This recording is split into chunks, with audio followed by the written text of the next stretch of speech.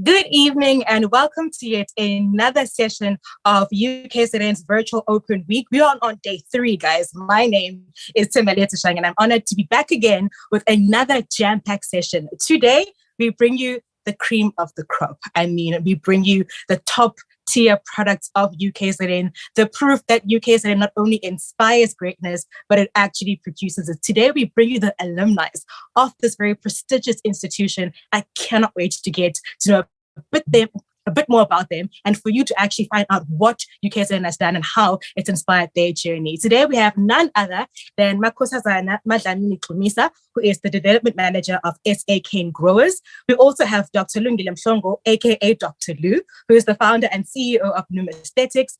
We have Shan Fourie, who is a finalist for Mr. South Africa 2022. We have Zinhle Mnikazi, who is the Professional Town and Regional Planner for NKMN Group.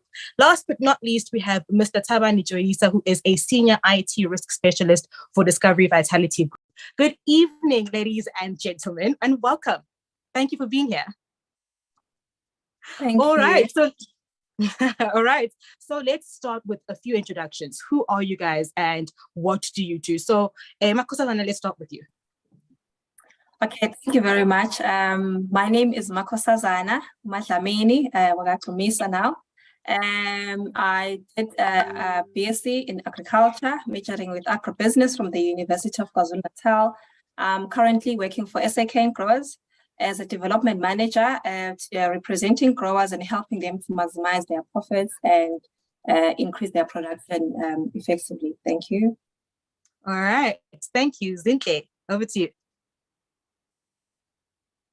Hi, everyone. My name is Zinhle Mnikazi, and I am a professional town and urban regional planner. I studied a Bachelor of Social Science in Housing at UKZN, and then I furthered my studies to a master's degree in town and regional planning. And basically, I'm an independent planner working for NKM Group, where we are actually professional consultants within the built environment space, particularly town planning issues and land management issues as well. All right, thank you for that. Shan? Good evening, everybody. So my name is Shan Fourie. I was Shannon Minar at UKZN and pre-marriage. I am a content creator. I am passionate about many things. I'm an ambassador for the SA Bone Marrow Registry. I'm an ambassador for the Rise Up movement, which stands against gender-based violence, human trafficking, and child abuse. This year I am Mrs. South Africa finalist, one of the top 30, which is very exciting. Ooh, I can't wait to hear a bit more about that, but we'll get back to you a bit later. All right, Dr. Lu.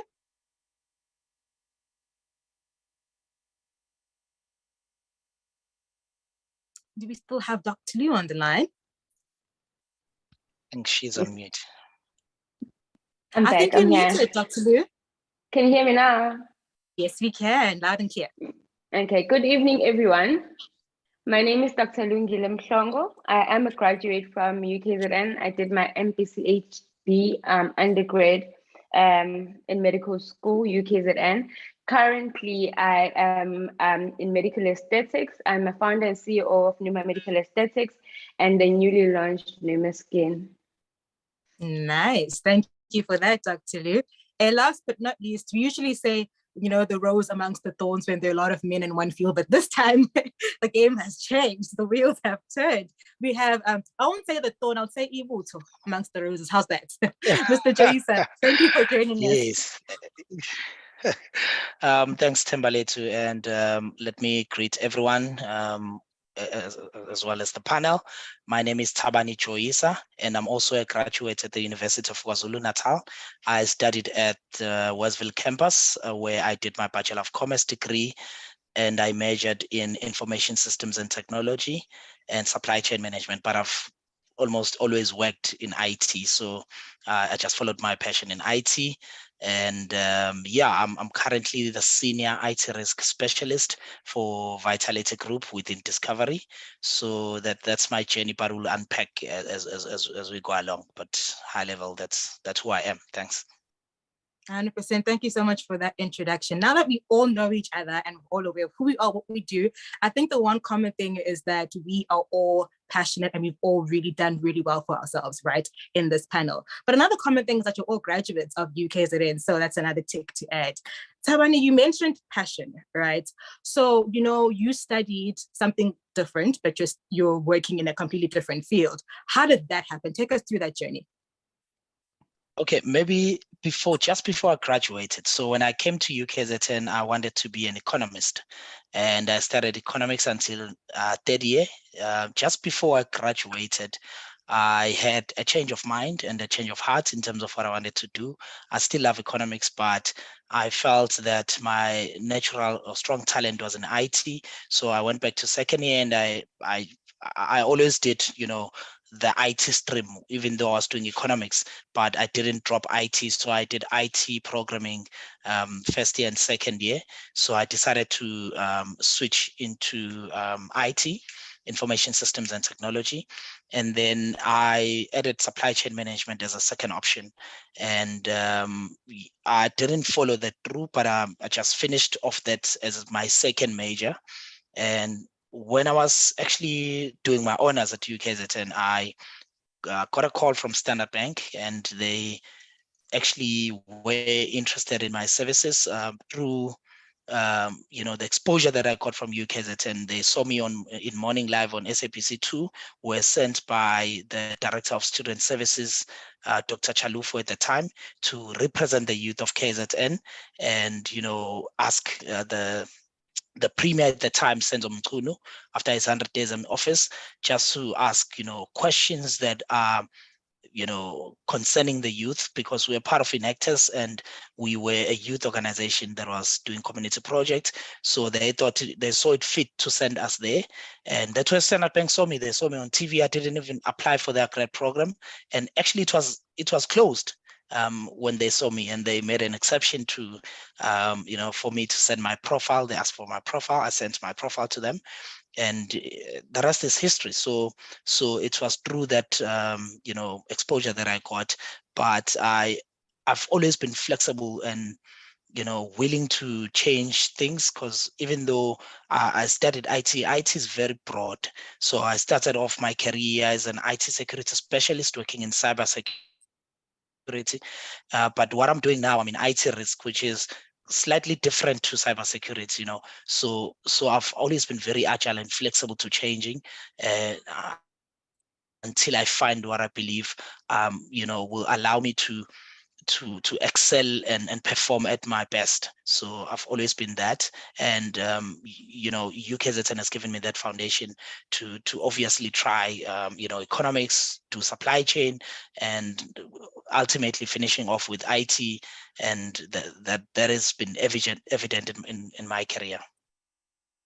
You really have had a dimensional career or dimensional time within UKZN. It's economics, there's IT, there's just a lot going on, which is awesome, right? Goes to show how far UKZN can actually take a person. You spoke of exposure, right? And that leads me straight back to Shan. Shan, so you are now a finalist for Mr. South Africa 2022. Take us through that journey. How did you even get to deciding that, hey, I want to be a part of Mr. South Africa? Because we know that women, when it comes to them getting married, after having children, you don't really, explore things that make you happy. And I think going the route of being in a pageant that allows you to just be the best version of yourself is something that you really have to think hard and long about, but also it's fueled by passion, right? So what drove you now to actually be a part of Mr. South Africa, and how does it feel to be a finalist for this year? Sure, what a loaded question, Timberletu. But honestly, I'm a firm believer in every step that you take in life prepares you for where you're meant to be going. And just going back to my time at UKZN, I was at UKZN Maritzburg, and I studied marketing and psychology.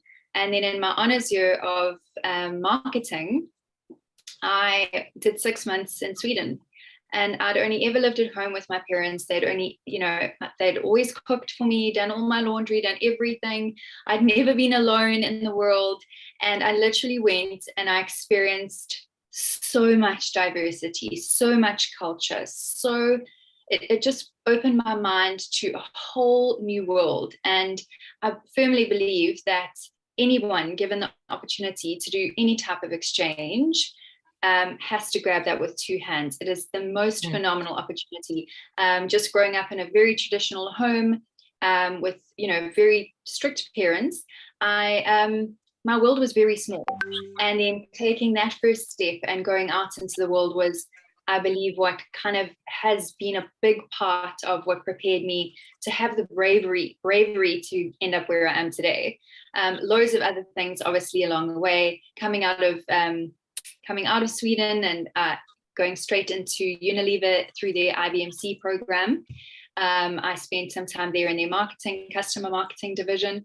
And then from there, I spent some time in agency. And from there, I went on to creating content for myself and building my own brand, working also alongside my husband. I needed a full salary at that point.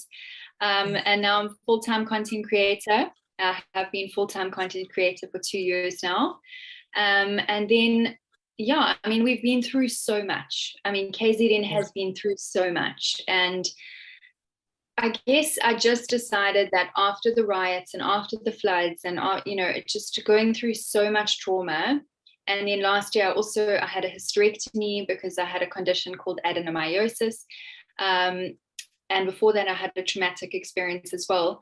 And going into this year, I just I told myself that it was going to be my yes year. Any opportunity that came my way, I was going to say yes to it. And I was going to grab it with two hands. And it was crazy because in the last hour of entries, I didn't even know the Mrs. South Africa entries were open.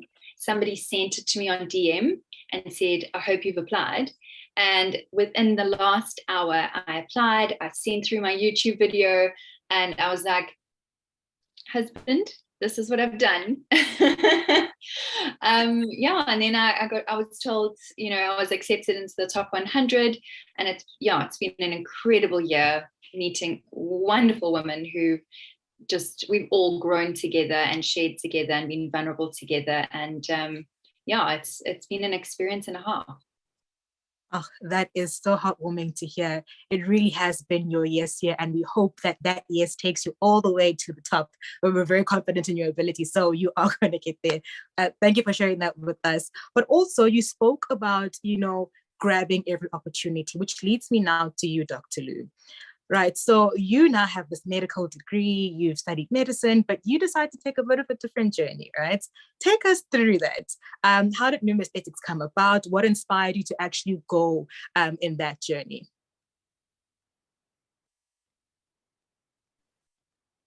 Please unmute yourself.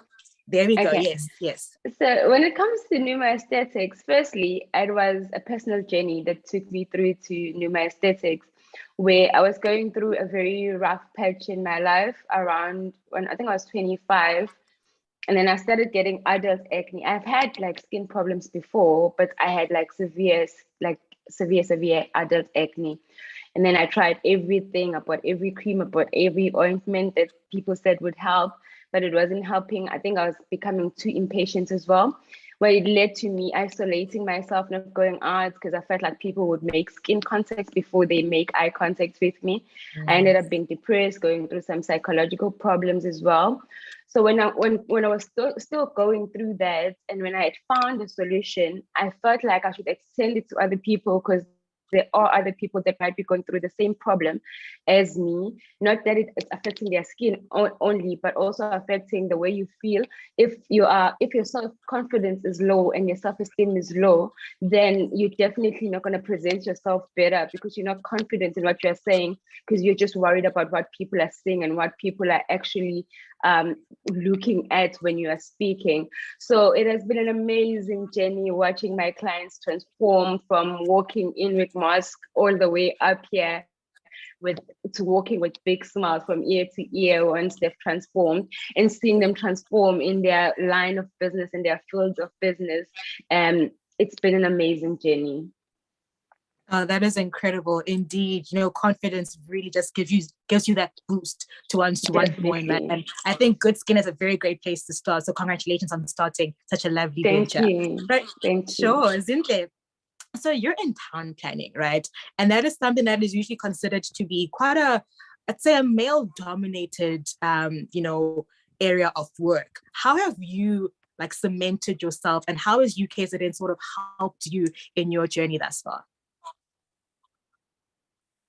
Oh, thank you for that question. UKZN has actually been such an amazing journey to experience throughout my company. I think your speaker is blocked. I'm not sure.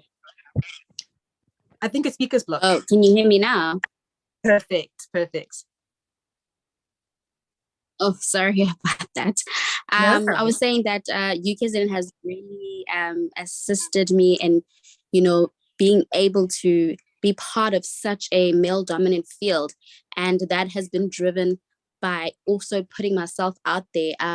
When I graduated, I actually wanted to, stand out and be the best planner that I could be. So I took it upon myself to, use the opportunities that UKZN has presented, where we've had international conferences within the space of UKZN, such as ISOCOP, where we got to meet international urban planners, and we got to network with them. And it was very exciting that such a platform can be brought to UKZN. And this is where I actually really, really got to understand the field, that as much as it's, male dominant, but there is a space for women as well. And so I took it upon myself to really be part of this field in itself. And by that, I gained the confidence to be able to submit myself in the workspace, where when I graduated from UKZN, I started off, actually when I was studying my master's, I was working voluntary while completing my thesis. And so fortunately enough, with my boss at the time, I was able to do, conferences that were offered by UKZN at the time, and also just work voluntary to put myself out there and understand what exactly is town planning. As much as we say that it's, a lot of it's male dominant, but there actually are females that are pushing themselves out there. I find myself in meetings with a lot of male figures, not just in town planning, but I also work with other professions, your engineers, your architects, your land surveyors. So I'm very fortunate that I got the opportunity to understand the profession overall, and UKZN has really, really, really assisted me in that, and actually understanding the field in its uniform, and also being able to connect internationally, with conferences as well. UKZN has really, really, really put its town planning profession internationally as well, with the helps of Dr. Magidi Mishi and Professor, who is now a professor, and also Professor Lovemore Chipungu. They have assisted and really wanted to paint UKZN's town planning field in such a positive light for also both female and male to be part of such a field. So I've been so fortunate, and as it stands, I'm registered as a professional with the South African Council of Planners as a professional planner, and I'm also just so excited to also continue to work with UKZN, where I'm now publishing articles within my field alongside Professor Lovemore Chipungu. And it's been such an amazing journey, and I'm so grateful to have been part of UKZN and its platforms presented to me. 100%. Not only are you someone that's cementing yourself, but you really are changing the game, and that's really exciting to see. Once again, thank you for joining us this evening. Welcome if you only just joined us now. We are having a live conversation with some of the top tier alumni from UKZN. If you just joined us, make sure you stay tuned, because this conversation is going to get a lot more interesting. Makosazana, let's go to you, right? So during your time at UKZN, how would you describe your journey? Because now, obviously, we see you, you're working, you're a professional, but you had your fair share of struggles and challenges as a student, right? So how was your journey and your time as a student at UKZN? Okay, thank you very much, Tembale. So when I started at KZN, I think I had so many challenges. Firstly, because, the background I was coming from, then now joining UKZN, the setup and the environment was so different from how I used to be at high school. So when you go to varsity, the lecturer just come in, they just lecture and then they leave. And, they give you assignments. you have to do the assignments, but there's no one who's making a follow-up with you that have you submitted, of which that was the setup that I received in high school. So adjusting from being at high school where someone is just following me and always encouraging me to do better, and then going into varsity where there is no following up on, have you done this? Do you remember that tomorrow or Friday is your cutoff date that you have to submit your assignment? So that change, you know, it was a bit difficult, but because I knew where I was coming from and I knew what I wanted to achieve at the end of the day and the goals that I wanted to achieve, I can say that that gave me some courage to be able to move forward. And also the challenge that I encountered in first year. So when you do a degree in agriculture at UKZN, how they structured it is that you do, so in BSc, you do the basic modules, that is mathematics, you do physical science, chemistry, biology. So with those subjects, it helped me to familiarize myself because it was what I was taught in high school. Yeah, things started to get tougher when I started in second year, because in second year, that is then how it's structured at UKZN. You start then to venture into what you've started for within the science. If you've done entomology, you go to those subjects. Agriculture economics, that is what I was doing. Animal science, crop science, and so on and so on. So in first year, then that background of me being able to just learn what I was doing in high school, it sort of gave me some hope that, okay, that means I'll be able to survive, even though I'm coming from a rural environment, even though I was finding it so challenging to, you know, the language, to be able to be able to listen to someone who's speaking English from A up to Z, because that is how lecturers work. And in high school, in my high school, even the physical teacher class will come to class as much as they will include those names that this is calcium, but they will communicate in Zulu, that calcium,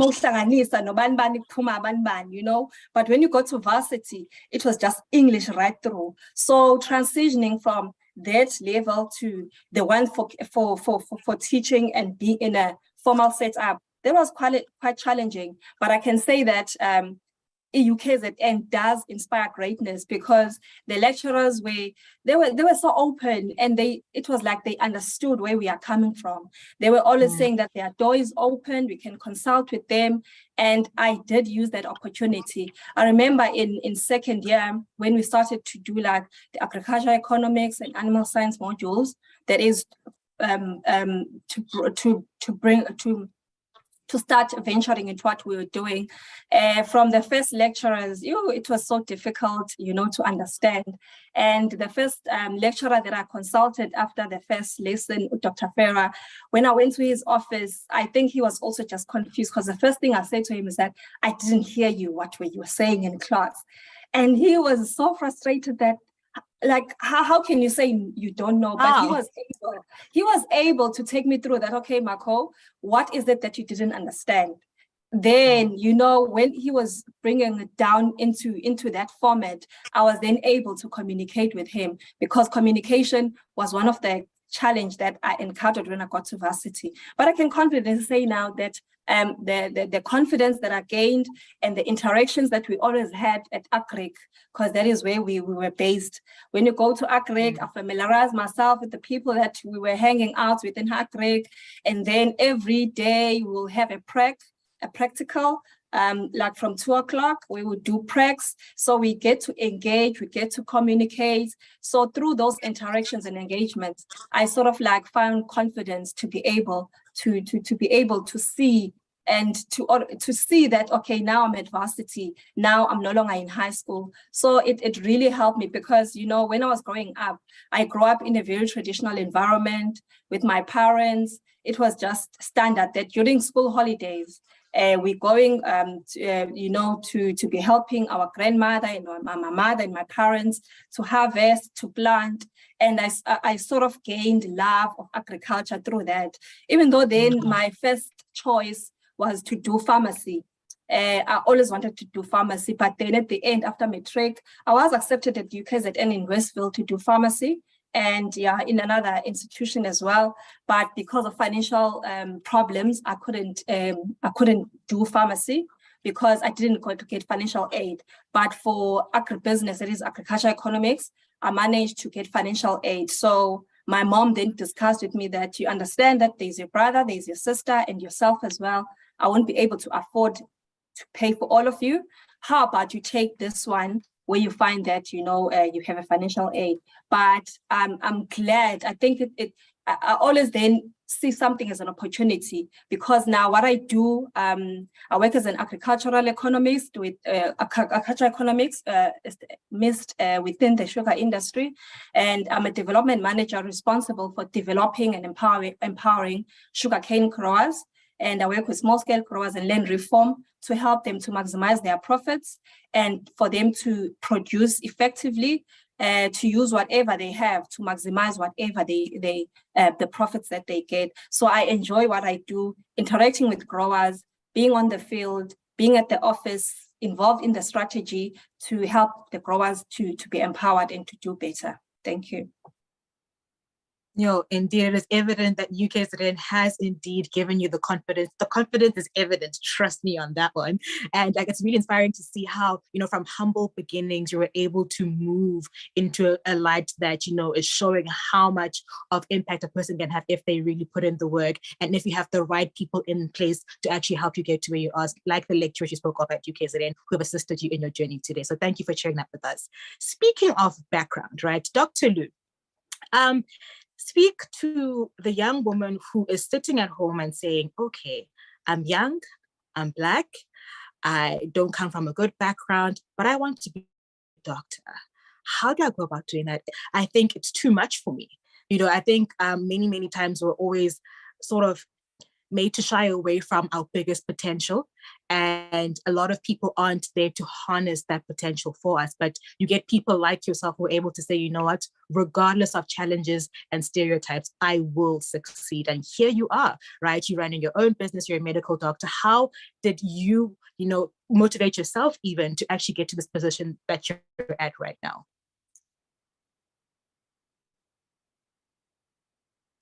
I will start by this first. I always say this to myself, which you don't choose where you're born. You don't choose where you're born, but where you end up, it's entirely your choice.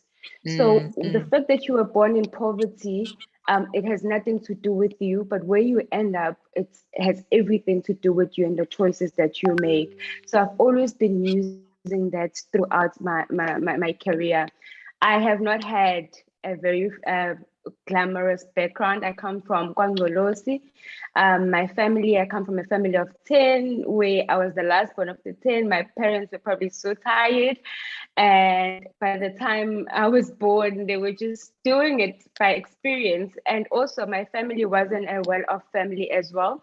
We were struggling a lot. There were times where we went to bed with no food. There were actually days where we would go to bed with no food. So as I was growing up, I was still in high school. I didn't know what I was going to do. All I was trying to do was to survive and do the best in what I can do, until I got to grade 11. When I got to grade 11, I was very close to my dad growing up. And then my dad passed. When my dad passed, he had a condition where his jaws will dislocate. And there was only one doctor that was able to fix him and push it back and relocate it, push it back to where it was. And this one time he had this incident, and the doctor was on holiday, not even in SA. And I was watching my dad going through the pain. And you can imagine, you can't chew, you can't talk, you can't do anything. Him going through the pain, and he was a superhero to me. I thought he didn't feel pain. So he was going through the pain, had a stroke, and it got worse from there until he passed. At some point, I was upset with the doctor. How could you go on holiday if my dad is like this? But then again, he's only human. He's got a family, he needed time off. And then I decided at that point that I'm going to be the change I want to see, because there's a shortage of doctors. And from that point on, I started working towards becoming a doctor. Fast forward, I worked hard in high school, matric. I made a lot of sacrifices with my family. And then in first year of UKZN was very helpful. I remember when they called me to tell me that I got the space. and I had to pay 500 rands to secure, and my mom didn't have it. I went there, I called my mom, I need 500 rands. And then she just cried. She's like, I feel like I'm failing you because I do not have that money. And it was due in 3 days. And then she tried, she got it. As soon as I got it, like 4,000 rands for registration. And then the woman was like, child, I don't have it. And then somehow I got support from the SRC in the UKZN that helped me to actually get funding from NSFAS when we were starting. So from then I started. And then when I started, it was all good. Everything was going well. And then until I got into second semester, August, my mom passed. And that's when hell broke loose for me. I was just an emotional wreck at the time. I didn't know whether to continue doing this medicine thing or go find a job and start working and do whatever, because she was like my support structure. But thankfully for UKZN, there was the psychology part of it where students could go see a psychologist who's going to take them through their problems. I literally went to see that lady every day. She was like my friend. Like every day I'd go see her because every day I'd feel like breaking down and not going to school. Every time before I go for my first lecture, I would just go via psychologist and then I would then go through my day. So that facility at UKZN really, really, really helped me. And to answer your question, what do I say to a young girl that wants to do medicine? Take yourself from where you are now and put yourself in 10 years' time. Where do you want to see yourself in 10 years' time? And then once you've seen the person that you want to become in 10 years' time, come back to 2022 now and sit down with yourself and say, how do I get to becoming that person? And as you are working from day to day, you are working towards becoming the person that you want to be in 10 years' time. Distractions will come, unforeseen circumstances will come, but as long as you know what your end goal is, it will keep you focused. Whatever that comes along the way will not push you out of your direction. So be honest with yourself and where you are and what you need to do to achieve or to get to where you want to get to. You might not get there the way you want to get there, but as long as you know where you're trying to go, as long as you know this is what she wants to do. Anything that comes along the way, clubs, distractions that come along the way, it is not on my way to where I'm trying to go in 10 years' time. So that's what you should do. That is what works for me. And remember what I said when I started. Being born in poverty is not your choice, but ending up there, it is entirely your choice. Sure. I love that. You dropped so many gems. I can't even count. You said being born in poverty is not up to you, but ending up there is your choice. You mentioned be the change that you want to see. I'm going to personally take this for me, though. See yourself in 10 years, come back to where you are now and walk in that direction. Absolutely love that. Speaking of 10 years and walking in a direction, Shan, 10 years ago, would you have ever thought that you would be part of Mrs. South Africa? Because it's quite a big thing to do. Like you did mention that you were DM'd and were told, hey, I hope you've applied. But how important is it, even though, you have planned this life, or you've planned and you've ordained these steps for yourself, but somewhere in the midst of things, something else comes, and that could be something that could actually change your life. In your instance, how would you say, being able to read the room and decipher whether something is for you is important? Sure. I just, doing something like, putting yourself out there already just as a content creator / influencer is swimming upstream. As a mom of 3, not a lot of moms are public or put their lives out there. I've always felt that not enough people speak about the hard stuff. Going through our struggles alone helps no one. But in sharing, I just completely believe that in that vulnerability, we can really connect as humans and as women and know that, I am so grateful to know that I'm not the only one going through something like that. So I've been very open with my community in all my struggles. I had 3 hyperemesis gravidarum pregnancies. I was literally hospitalized throughout almost all 3 pregnancies. I shared that with my followers. I had struggles breastfeeding, and I shared that, and just the emotional side of, trying to be the best mom that you can, but your child literally cannot drink your milk, and just things like that. So just opening up and being vulnerable. With being vulnerable and opening your life up, you already are faced with a lot more criticism than someone who is a lot more private. But I just have always known that even if one person hears my story and feels less alone out there and feels a little bit more inspired to get up and go tomorrow, then it's been worth all the criticism that might come with it. And so in coming to this place of going and signing up for Mrs. South Africa, I just can't explain it. I just knew that there was a fire in my belly, that there's a purpose on my life. And when I saw it pop into my DMs, I was like, this is for me. Like, I don't know where I'm going to end up, but I know that already it's grown me. It's already grown my capacity in so many ways. It's opened me up to, 100 women who I never knew before. And now 30 women, we've grown a beautiful sisterhood together. And who knows what doors might open. Tabani, I know that you are with Discovery Bank. Just before I was announced as one of the top 100, I was asked to be one of the Discovery Bank brand ambassadors. And Discovery Bank is my gold sponsor for my Mrs. South Africa journey. So they've backed me. And so doors have just opened, it's flowed. I felt the fire in my belly, it felt right. And I encourage young people to try. I think what Dr. Lou said is so important, like figure out who you want to be. And when you know who you want to be, nothing will take you off that path. And once you've found that person and you hold on to that person and nothing distracts you from knowing who you are, you will feel, I struggle to put it into words, but you'll feel when something is right. And you're just following your heart and walking into that, and the doors will open and things will flow. And I think that's it for me.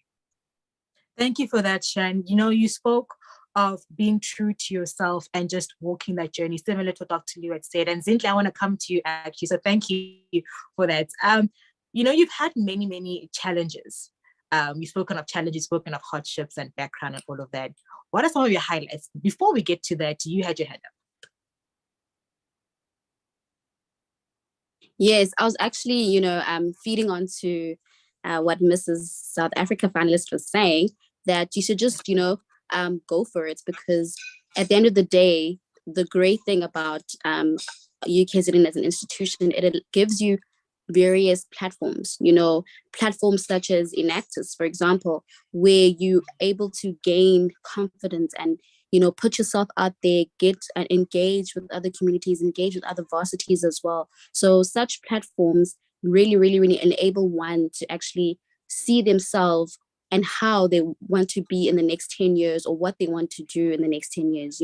Such platforms will expose you to different career paths. So if, for example, if you're an organization like Enactus, you're able to see different developments, career paths such as agriculture, business. It gives you that kind of variety that, okay, maybe I like this kind of space that I've been exposed to.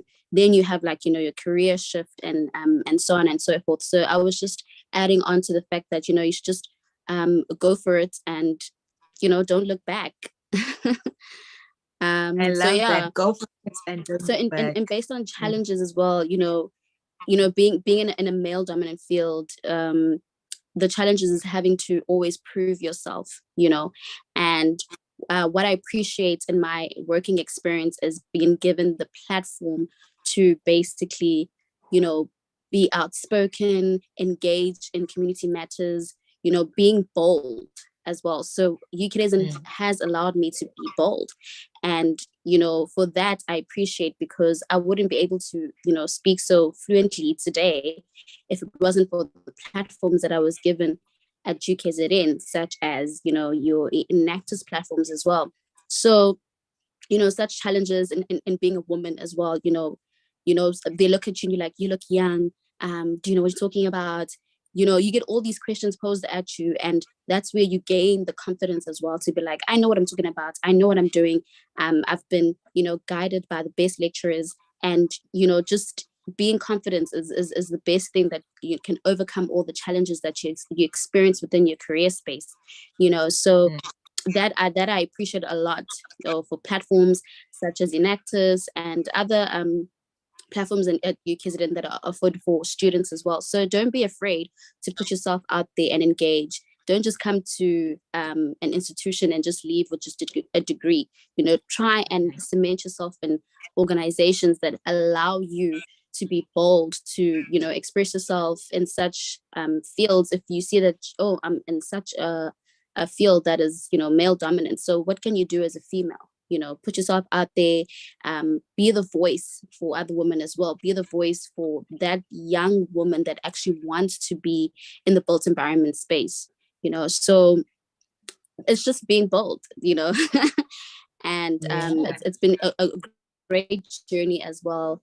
And just having to always prove to myself as well, not just prove to others, knowing that I can actually be within such a space and time, you know. So it's been quite a great journey as well. I love that. Thank you so much. Be bold. I hope you all caught that. Be bold. I love that. You also mentioned an organization called Enactus quite a lot. And I remember Teresa mentioning it earlier. So Thabani, let's roll back to you, right? You were a part of numerous things in your time at UKZN. So how has, you know, being a multifaceted, you're a student, you're out here at SABC, you're an Enactus, you are holding positions, you're just doing a lot, right? And how were you able to juggle all of that within your time at UKZN? Yeah, thanks again, Timberlake. So for me, I think I was very, very fortunate to, you know, take part in clubs and societies. So when I joined the institution, you know, fortunately I was staying at rest, so which I tried very hard to stay at rest because I felt that I'll, you know, learn more and get the full experience of being at UKZN if I was staying on campus or off campus rest. And you know, I was exposed to a number of opportunities at UKZN. I remember at some point I was the, what did they call me? They called me the student assistant supervisor at the library at Westville campus. At some point, I was overall accountable for all the libraries, so all 5 campuses. I remember that at the time, when they wanted me to head up that position, I was still an undergrad, and the requirement was that you must be a postgrad, and they had to change some of the rules for me to qualify because I was so exceptional with people. So I took that role. I was getting paid, actually. I was getting paid a lot of money to work. I felt that I had an office, I had, you know, a telephone, I had a number of other things, and then also the Dean of Students, Executive Director of Student Service at the time, it was Dr. Chalufu, asked me to be a student assistant at his office, you know, and he wanted my IT skills as well to digitize some of the initiatives that they had at the time. So during the day, I was the student assistant. They were very flexible. I was working flexible hours. So I had to go to class first. And then when I'm free, I go there. I find out if they need anything from me. Then, you know, I'll connect different offices. I remember that at some point, not that I had a driver, but I had access to, you know, the university transport system. So you'll they'll book a car for you to go to PMB or to go anywhere else. So we were like brand ambassador for the university at some point, and I was part of the student leadership for Enactus. When I joined, it was called SIFE, Students in Free Enterprise, and then there was a name change in 2012. And I was the head of finance for the organization, as well as the general secretary. And I think that that's what shaped me to be the person I am today, because if you look at the opportunities that came through for me after I've left UKZN, if I'm being honest, these opportunities would have not, you know, come to my doorstep if I was not part of these clubs and societies. So to Zinhla's point, you know, we have different journeys when we go to university. At some point, I felt that if I was part of SRC, I will be somewhere in KZN legislature, or I'll be also in that conference that recently happened in KZN. If I was in SRC, because I was that vocal person, I was that person who was very much interested in student leadership and development. So what I did is that during the day I'll attend classes, those classes that I was able to attend, and then I'll do the role that I was doing at the Dean of Students office. And then at night, I was a supervisor at the library. So I'll take that time, I'll use that time to study, because I didn't have much time. And because sometimes I need to go to site visits for enactors. So at enactors, basically what we did there was we'll take, business concepts and what we learn in class to help communities, achieve certain goals that were given. I remember it was Millennium Development Goals, eradicating hunger, and all these other goals that we had to achieve. So we'll take what we learn in class. And sometimes I went to Howard College to learn, because we had a project where we were making soap from I think used vegetable oil or something like that, or petrol. So there was something that we had to do where we had to go to a class in chemical engineering. I think we were making petrol using used oil or something like that. We had to consult and find out if this thing is possible. Some of the projects included products that were sold by companies like Unilever. You'd have to set up meeting with some of the managers there to find out whether we can do this thing. Is it safe for human, consumption and other things? So it really opened, a lot of thinking that ordinarily, if you're a student going to your class and only doing what you were doing there, you wouldn't really know about those things. So for me, I was exposed to all these other projects that we're doing that were outside of my stream. Even Marco, when you spoke about agriculture, I've been exposed to some agriculture, in terms of we're setting up irrigation systems. I know vertical farming. I know a number of other things that were not in BCom. So I studied BCom, but attended some of the classes, just pop in, just like how Steve Jobs used to do when he was still in varsity. So we'll go to agriculture lectures and just sit in there and listen, wait for the lecture to finish so that we can ask some of the questions that we have, because we need to go back to our communities and implement what they tell us, and then go to Joburg to present that in Senton Convention Center. And by the way, first time I left KZN was because of UKZN. So they booked a bus for us, they sent us to competitions, they bought us a very beautiful uniform, they took care of us. So for me, I felt that UKZN really, really shaped me to be the person that I'm currently am, and has exposed me to all these other opportunities. And I would really, really encourage people that are planning on studying at UKZN to take all the opportunities that are there. But we are different as people. Some people want different things, so they just want to focus on your studies. You can still do that. Your degree, when you qualify, or when you finish your degree, it has a lot of value in the industry, especially. So maybe let me speak for IT. I've worked for Standard Bank and I've worked for FNB. When I went to FNB, a lot of guys that are found there, they're from Standard Bank. They're from UKZN. So FNB funded an honors degree at UKZN at some point. So they would hire maybe more than half of the class straight from UKZN out of more than 20 universities. And FNB with their innovation. So if they hire half of their grads from UKZN and they are top, so it tells you with the structure of their degree and the quality of their graduates that they have. And even now I don't struggle to find a job. Even now I've started in a new role as a senior IT specialist, looking after technology risk for the whole of Vitality Group, which is an American company. It's it's part of Discovery, which is a South African company, but my bosses and the people that I work with are in the US. So it's very, very flexible for me. And so I'll definitely encourage people to not just do the degree if they want to expose themselves, but still, if you want to excel academically, you don't shy away from that. If you say you're from UKZN, even here in Joburg, they know. Vets graduates, UCT graduates, they know that UKZN is one of the best universities. Most definitely, UKZN is the premium institution of African scholarship, and it is evident through you guys. So, right, sure, Yes. that's a lot. No, thank you so much for sharing that with us. And I think just allowing UKZN to help you shape yourself is really important. So taking part of, the extra activities that are part of UKZN, such as enactors, such as being a part of the tech society that we had yesterday. There's a lot of things that you can get from UKZN above and beyond getting, your academics, which is what you came to UKZN for essentially. But I think just being a part of the whole institution holistically does indeed shape and help you become a better version of yourself from UKZN. So thank you for sharing that with us, Teresa. So like I said earlier, we shared a lot of, challenges on the journey. I want to know some of your highlights, right? You've been in these journeys for quite some time now. What are some of the major highlights that all of you have experienced? Makosazana, let's start with you.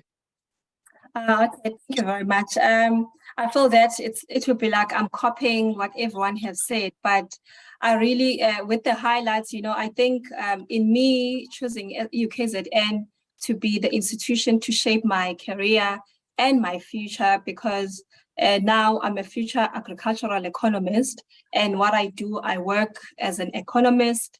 And one of the highlights that I can talk about is that on how the degree was structured was one of the criteria that the employers or people that have employed me in the past have looked out for, because the academic record, it shows what you have done.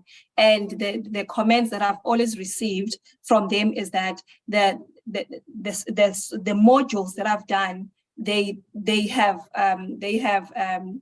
a hope that I will be able to carry out the responsibilities that I will be given.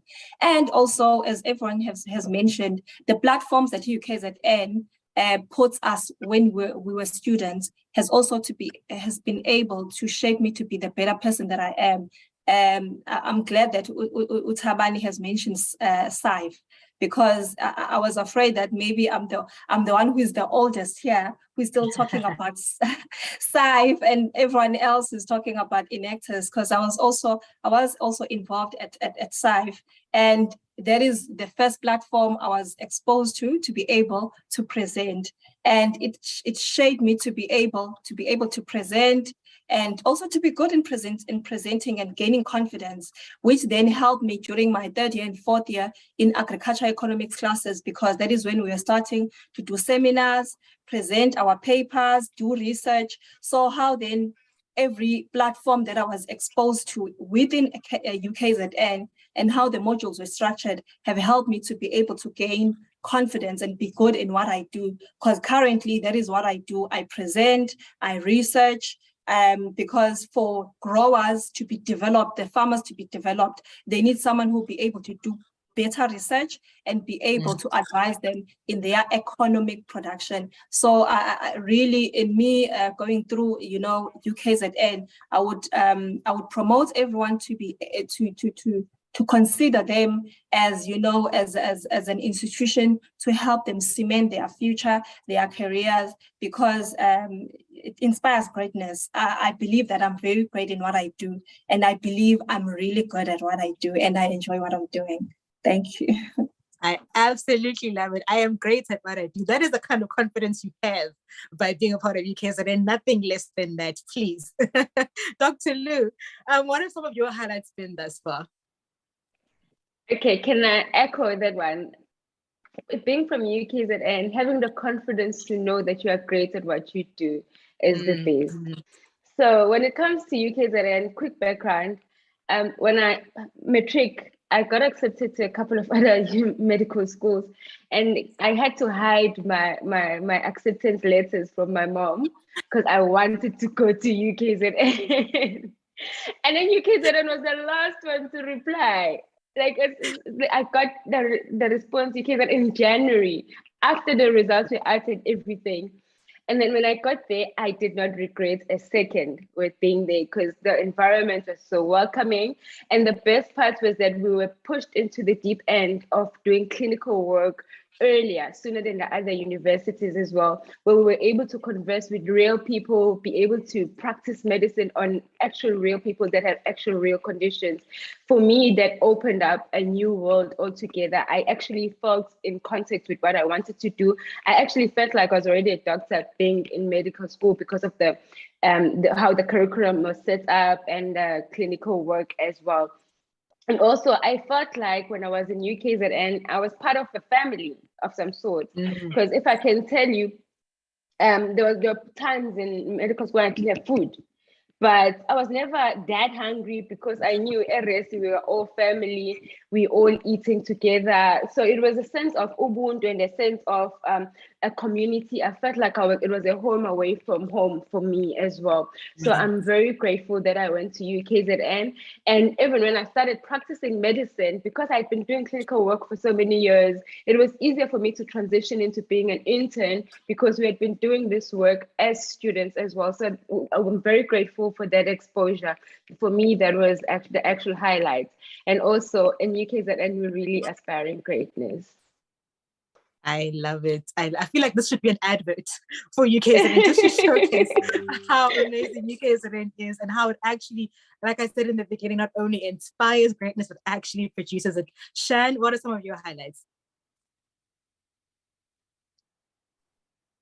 Sure. I mean, it was just my 4 years at UKZN, or 3.5, because half I was in Sweden.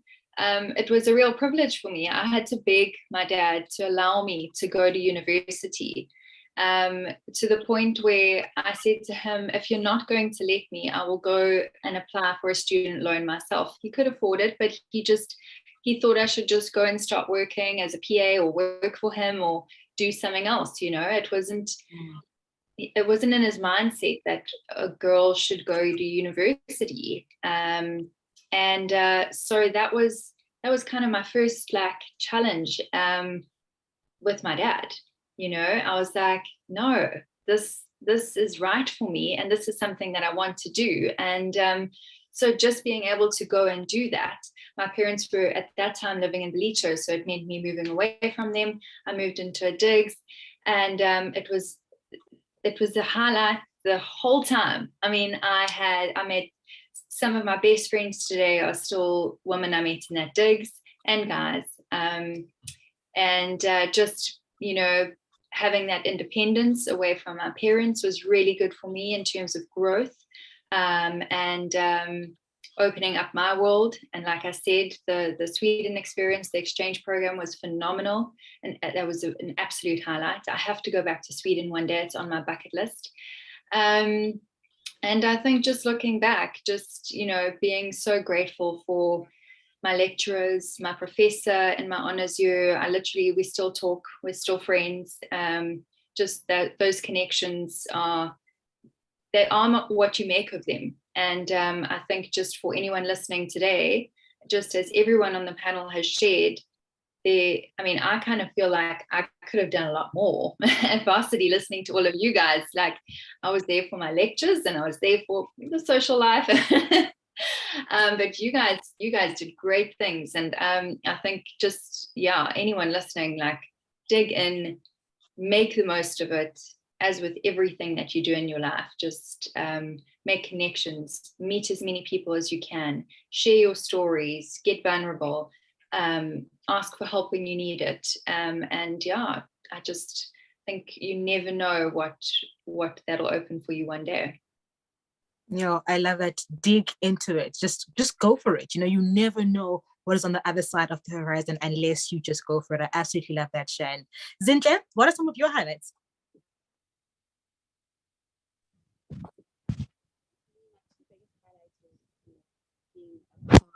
I think your mic is blocked again. Enactus. There we go. Oh no. No, we're good. We're good. Sorry. Two biggest highlights for me. Sorry about that. Two biggest highlights for me as being a part of Enactus UKZN, and also affording the opportunity where UKZN invited ISOCOP, which is an international entity which recognizes young planning professions and we got to interact and network with other planners internationally. And I think that platform was very exciting, and it opened a huge network in being able to understand other issues relating to, you know, the built environments within the planning space as well. So for me, those are my two biggest highlights, and I wouldn't trade it for anything. I am who I am because of, you know, being a part of those involvements and engagements. And, you know, I really appreciate the opportunity that UKZN has given me. And yeah. Absolutely. You know, UKZN does indeed give you opportunities. So I'm really happy that those opportunities are part of your highlights. Joyisa, what are some of your highlights? So for me, I think because I had a very, very busy life at UKZN, so it's going to be very difficult to, you know, come out with, you know, the highlights, because my life was a movie basically. But I think one thing that stands out for me is obviously switching back to IT, and just following IT, because I really loved IT from high school. I loved economics and IT, but when I started my degree, they said, "Why would you major in IT and economics? It doesn't mix."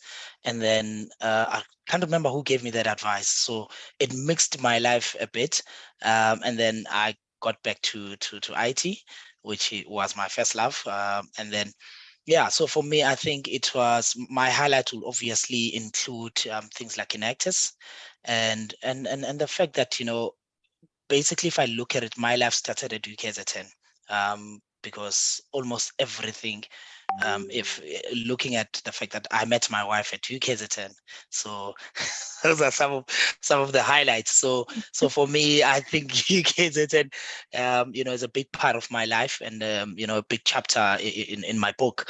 So yeah, meeting my wife at UKZN, yeah, and and yeah, Enactus, yeah, I would say. Thanks. We know what your highlight is, meeting your wife at UKZN. I was trying to be diplomatic, yeah, and you know, go around and around, but yeah, that's what I wanted to say. That is the point. Because of your hands up, yes. Yes, I just wanted to just say at the end that, you know, I think the brand of UKZN is also trusted by people. It's also trusted by future employers. So that is why I'm encouraging everyone to consider UKZN. This is just what I want to mention. I love that. On that note, how would you describe your journey at UKZN in 3 words? Just 3 adjectives. Fun, informative, and inspiring. Nice. Fun, informative, inspiring. Shan?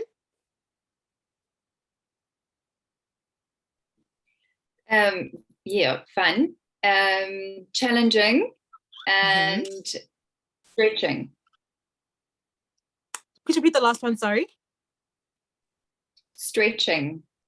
Okay. Fun, challenging, just stretching. I like that one. Interesting choice of words. Zintle, 3 words. How would you describe your journey at UKZN?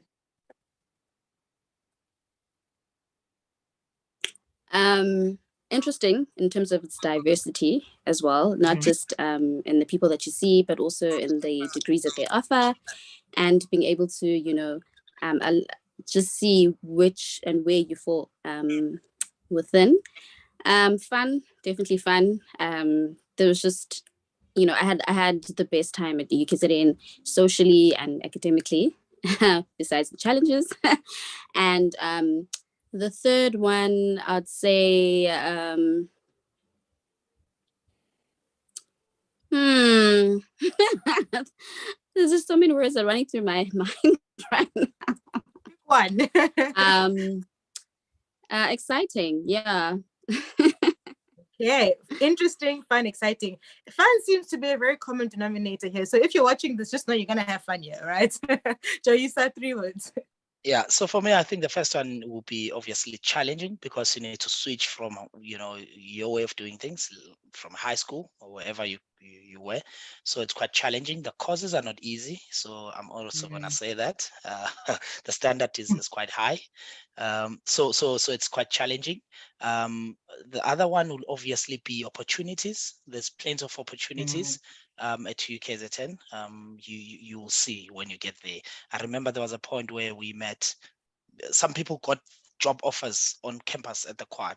So yeah, there's a lot of opportunities.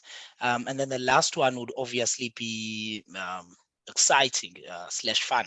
So I also had fun at Enactus as well. We were singing, we had camps. It was very, very nice. So yeah. I think Enactus could be an adjective at this point in time. That's how many times it's been mentioned. Yes, Enactus.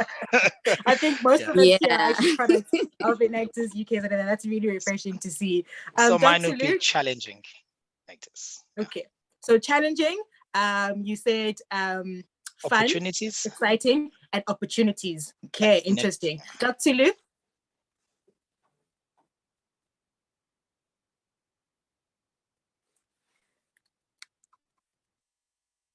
I think you're muted, Dr. Lu. Thank you. For me, I would say UKZN is what you make of it. But it was very inspiring for me. I've experienced a lot of growth. It was fun, but at the same time challenging. So with all of that, I learned a lot about myself through the challenges I went through in medical school. When I went into the working field, I was able to overcome certain circumstances because I went through it in varsity, and I got to learn who I am and what I can do and what I cannot do. So we said fun, challenging, and what's your third word? Growth. Growth. Nice. Yeah. I think that's a nice way to end this really jam-packed, fun-filled session that we had with you guys. Thank you so much, alumni of UKZN, for joining us today. I personally had a lot of fun interacting with each and every one of you, sharing a bit more about your journey and how UKZN has impacted the people that you are today. Top tier, high quality, that is who you are. You guys are top tier quality people. Thank you so much for being here tonight and joining us and actually sharing a bit more about how UKZN really is an engineer that not only inspires greatness, but actually produces this, and you are the products of UKZN. To the parents and future students and future leaders from UKZN, thank you once again for joining us tonight. It's been an absolute pleasure. My name is Maleta Shangan from us at UKZN. It's a good night and God bless. Thank you. Thank you all. Thank you. Have a good evening. Thank you, everyone. Thanks. Bye. Thank you. Bye. Thank you. Thank you, guys. Bye. Bye. Bye.